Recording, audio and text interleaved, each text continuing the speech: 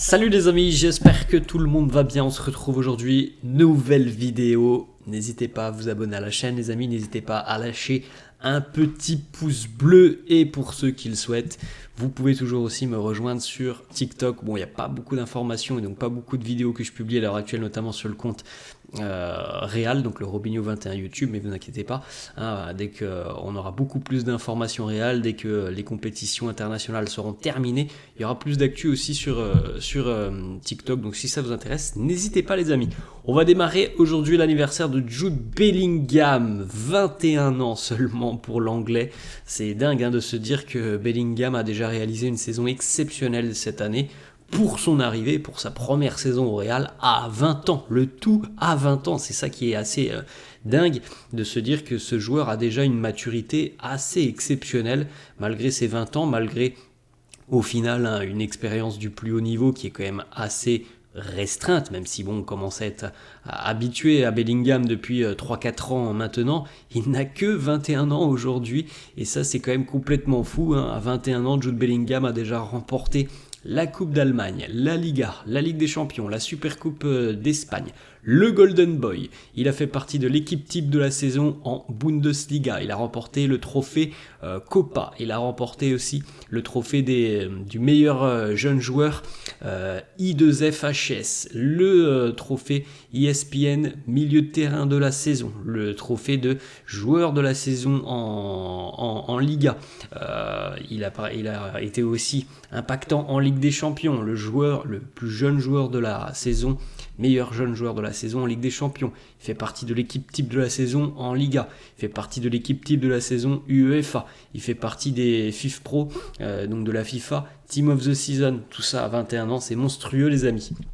On regarde les unes des quotidiens madrilènes, Marca, qui consacre sa une à l'approche du huitième de finale de l'Euro entre l'Espagne et la Géorgie. Ça sera demain. Aujourd'hui, nous avons deux affiches. 18h, la Suisse affronte l'Italie. 21h, l'Allemagne affronte le Danemark. On a une petite déclaration de quelqu'un que l'on connaît très bien du côté de Madrid. Parce que ça s'est pas toujours très bien passé avec le Real lorsqu'ils ont eu à l'affronter. Mamardashvili, le gardien géorgien de Valence, qui a hier dit ouvertement que Kvaratskhelia était meilleur que tous les joueurs de la sélection espagnole. Bon, je ne sais pas si c'est une bonne idée de dire ça juste avant d'affronter l'Espagne. En tout cas, Mamardashvili, lui, fait un Euro exceptionnel et on l'a déjà vu avec le FC Valence face au Real. C'est quand même un gardien qui est quand même assez doué, Mamardashvili. Alors après, on se souvient qu'il y avait eu notamment beaucoup de problèmes l'année dernière lors du déplacement à Mestalla avec Vinicius, tout ce qui s'était passé en tribune et des problèmes aussi avec le portier géorgien. Si on occulte le fait de tout ce qui est extra sportif, c'est un très bon gardien. Mamardashvili, Espagne-Géorgie, ça sera donc demain.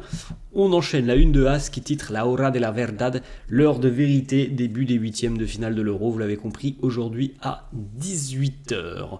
Petite information pour nos joueurs du Real. Aujourd'hui, donc, ça sera Antonio Rüdiger et Toni Kroos. Ce sont Antonio Rüdiger et Toni Kroos qui seront sur le terrain. 21h face au Danemark, 8e de finale. Et donc là, les amis, on approche potentiellement du dernier match de la carrière de Toni Kroos. Déjà, il en reste plus beaucoup. Au maximum, il en restera 4. Au minimum, il peut y en rester un, et c'est peut-être ce soir. On ne va pas souhaiter une défaite de l'Allemagne, mais voilà, maintenant, il va falloir profiter des dernières minutes de Kroos sur les terrains. Là, les amis, on n'a plus trop de questions à se poser, mais là, malheureusement, la fin est toute proche pour Toni Kroos. On lui souhaite d'aller le plus loin possible lors de cet Euro. On poursuit, les amis, avec Vinicius. Homme du match cette nuit, le Brésil affrontait le Paraguay, le Brésil qui était déjà dos au mur après le nul lors de la première journée, le 0-0 face au Costa Rica. Bon, les Brésiliens ont relevé la tête, ont repris confiance cette nuit, notamment grâce à une très belle prestation de Vini, qui a été couronné donc du trophée d'homme du match. Regardez par exemple, on a vu 2-3 gestes de très très grande classe de Vini cette nuit. On a vu des sombreros, on a vu des lobes sur des défenseurs, on l'a vu marquer aussi de très jolis buts. Bref, un super match pour Vinicius, 2 buts, 3 passes. Deux passes clés, 7 dribbles réussis, 9 duels gagnés, 2 tacles. Il a, à lui tout seul, avec ses 7 dribbles réussis, c'est plus que toute l'équipe paraguayenne réunie, qui en a réalisé 6. Vini tout seul, c'est 7 dribbles réussis cette nuit, et donc 2 réalisations aussi pour Vini. Ça faisait quelques temps qu'il n'avait pas marqué avec la sélection brésilienne, ça va lui faire du bien, et ça fait du bien au Brésil évidemment, qui se rassure après la contre-performance de la première journée. Vini qui nous dit aussi, en parlant de la sélection et de sa propre personne, je sais que je peux mieux faire, que je peux encore plus aider cette équipe nationale. Cette équipe travaille très très dur tous les jours pour remettre le Brésil dans la position qu'il mérite. On reste concentré sur notre objectif qui est de remporter cette Copa América. Bon, on va pas se mentir les amis, je pense que tout le monde attend de nouveau une finale Brésil-Argentine. L'Argentine qui est toujours la nation forte quand même depuis 3-4 ans maintenant, depuis surtout le mondial, un petit peu avant le mondial parce qu'ils avaient quand même fait une série exceptionnelle avant le mondial et la défaite de la première journée face à l'Arabie Saoudite. Donc depuis 3-4 ans l'Argentine est la nation forte de l'Amérique du Sud. Le Brésil est en transition, ça manque de stabilité, il y a des échecs lors des grosses compétitions. On attend, on l'espère, une nouvelle finale dans 2-3 semaines entre le Brésil et l'Argentine. Et c'est vrai qu'à l'heure actuelle, on a encore une fois l'impression que comme depuis 3-4 ans, l'Argentine était un tout petit peu en avance sur le Brésil. Alors est-ce que c'est Vini qui va changer cette dynamique? On le souhaite pour le Brésil. Après les amis, on est encore loin de la finale. Évidemment, en Copa América, la compétition, elle vient tout juste de démarrer depuis une semaine. On poursuit, on a quelques petites informations mercato. Premièrement, Manchester United et Bologne en Italie sont intéressés par le jeune Miguel Gutiérrez. Le joueur, lui, attend la décision du Real Madrid, mais pour le moment, le club n'a encore pas pris de décision. Miguel, qui était d'ailleurs, on le rappelle, cette année du côté de Gérone, et ça s'est très bien passé pour lui. Il a pu se développer dans une équipe qui produit du jeu, qui lui a accordé du temps de jeu aussi, donc tout ce qui est nécessaire à l'épanouissement d'un jeune, et c'est quelque chose de très positif. Maintenant, le Real a aussi son mot à dire sur l'avenir de Miguel Gutiérrez. En tout cas, il y a des clubs qui sont très intéressés, pas n'importe qui. Bologne qui a fait une saison exceptionnelle, qui jouera la Coupe d'Europe l'année prochaine, et Manchester United qui est dans un projet un petit peu de rénovation, avec les bases qui ont été posées par l'arrivée d'Ineos depuis le début d'année 2024. Voilà, il y a 2 clubs plutôt intéressants qui sont sur lui, mais le Real a son mot à dire. Peut-être que le Real compte sur Miguel Gutiérrez, ça, on n'en a pas la connaissance à l'heure actuelle. On enchaîne les amis avec une autre information, on en a parlé hier, le Real qui s'intéressait donc aux défenseurs de Bologne, Calafiori. On a une information de Matteo Moretto, journaliste mercato italien, qui est assez connu, c'est pas Fabrizio Romano, mais il est quand même très connu, Matteo Moretto, et il nous parle donc des options défensives et des intérêts du Real.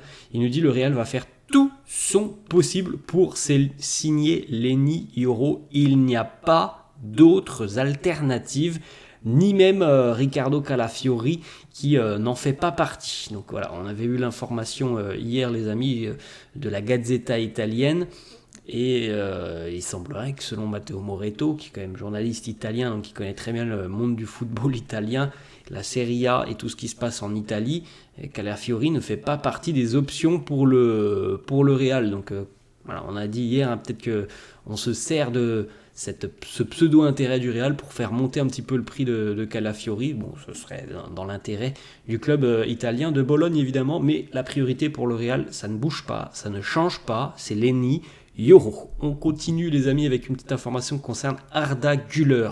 Arda Güler aurait déjà informé Carlo Ancelotti de son souhait de participer à la pré-saison aux États-Unis. Peu importe l'issue de l'Euro avec la Turquie, peu importe que la Turquie aille loin ou non. Alors déjà, on verra si les Turcs vont continuer l'aventure. Il y a ce match face à l'Autriche. On verra si ils vont aller le plus loin possible. C'est tout ce qu'on souhaite aussi à Arda Güler. On souhaite le meilleur aux joueurs du Real. En tout cas, lui, il aurait d'ores et déjà pris la décision que la pré-saison, il doit y participer. Donc les vacances pour Arda Güler, visiblement, il compte pas prendre beaucoup de vacances. Et ça, encore une fois, c'est un nouvel exemple de l'envie d'Arda de s'imposer du côté de Madrid. Il sait que la pré-saison, c'est quand même quelque chose de très important. Et en plus de ça, avec la concurrence qu'il va y avoir au Real l'année prochaine, c'est peut-être la très très bonne décision pour lui de se dire on va aller travailler avec Carlo, il va pouvoir m'utiliser déjà sur les matchs de pré-saison, je vais pouvoir montrer que je suis là. Après, on espère aussi que l'enchaînement pour Arda Güler de cette année 2024 ne fera pas qu'il y aura des répercussions l'année prochaine. Imaginons qu'ils prennent très peu de vacances, parfois on peut avoir un joueur qui a des pépins physiques dans quelques mois. Alors Arda, il n'a pas joué non plus énormément cette saison, mais c'est très important pour le corps d'un athlète, d'un joueur de football professionnel d'avoir des moments de repos. Et on espère qu'il n'y aura pas de pépins l'année prochaine pour Arda Güler. On poursuit les amis avec l'officialisation du départ de Rossellou qui rejoint donc le Qatar et Al Gharafa, c'est officiel. Communiqué officiel du club qatari hier. Rossellou s'engage donc au Qatar. Merci Rossellou pour cette belle saison du côté de Madrid, Supercoupe, Ligue des Champions, Liga. Ça a été une très très belle saison pour Rossellou, ça a été une très belle saison pour le Real grâce au rendement et à la participation de Rossellou tout au long de la saison. On rappelle les amis, l'été dernier, Rossellou, il avait démarré sa carrière au Real sur un match amical aux États-Unis face à Manchester United où il avait inscrit un retourné acrobatique. Je suis sûr que vous vous en souvenez, vous avez l'image. On en avait parlé, le match avait eu lieu en pleine nuit et Rossellou avait marqué un retourné acrobatique et il aura terminé donc sa carrière au Real avec un titre en Ligue des Champions et ce fameux doublé en demi-finale que l'on ne cesse de répéter. Rossellou donc du côté de Madrid cette saison, 49 matchs pour 17 buts et 3 passes décisives, donc impliqué sur 20 buts cette saison.